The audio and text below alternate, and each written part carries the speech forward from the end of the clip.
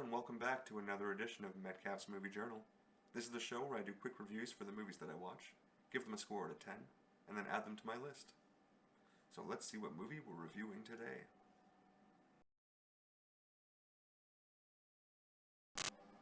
On April 29th, I watched King of New York, which came out in 1990.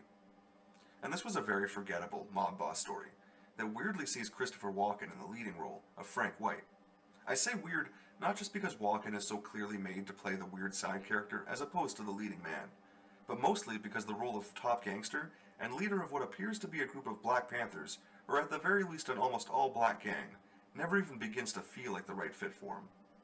There's a pretty funny scene early on where Frank's just gotten out of prison when he meets up with his old crew led by one Larry Fishburne, and he does this hilarious I just got out of prison dance.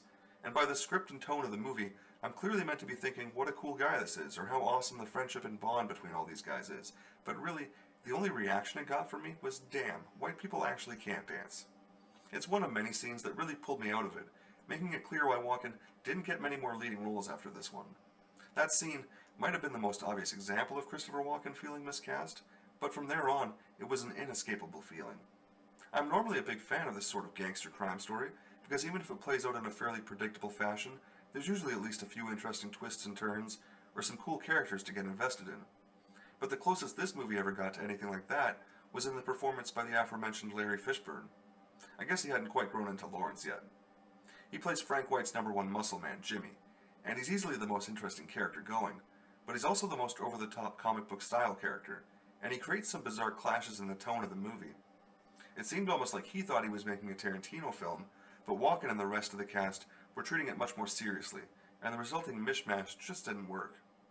Wesley Snipes and David Caruso have pretty meaty roles as the cops dedicated to stopping Frank, but the lack of acting talent between the two of them was easily the biggest thing holding this movie back. And if I was the writer of this story, the casting of these two would have really bugged me. On paper, both roles could have been interesting and added a lot to the story, but the resulting performances only left me trying to recast the roles in my head. It's frankly surprising that Caruso was somehow able to go from a performance like this to starring in CSI Miami, but it's not exactly like the CSI franchises were built on acting talent either, so maybe it does make sense. The story here almost went down the French Connection style of what lengths will a cop go to stop a known criminal, but the script only just danced around that ethical debate, and Caruso never came close to being able to elevate the performance beyond the mere words on the page.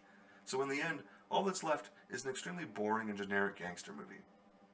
Like American Gangster, but Christopher Walken instead of Denzel, and nothing close to an amazingly memorable scene that any decent gangster movie needs to have. I can't think of another gangster movie that had me falling asleep by the end like this one. And since these type of movies are supposed to be exciting above all else, boring is just about the worst thing I can call it. I ended up giving it a 3 out of 10, and I landed at number 1,318 on my list, putting it right here, in between Star Wars 2, Attack of the Clones, and The Guardian. And as always, thanks for watching. Thanks for watching another edition of Metcalf's Movie Journal. Be sure to click like and subscribe for new videos every week. And if you have a movie that you really want me to watch, be sure to drop me a comment.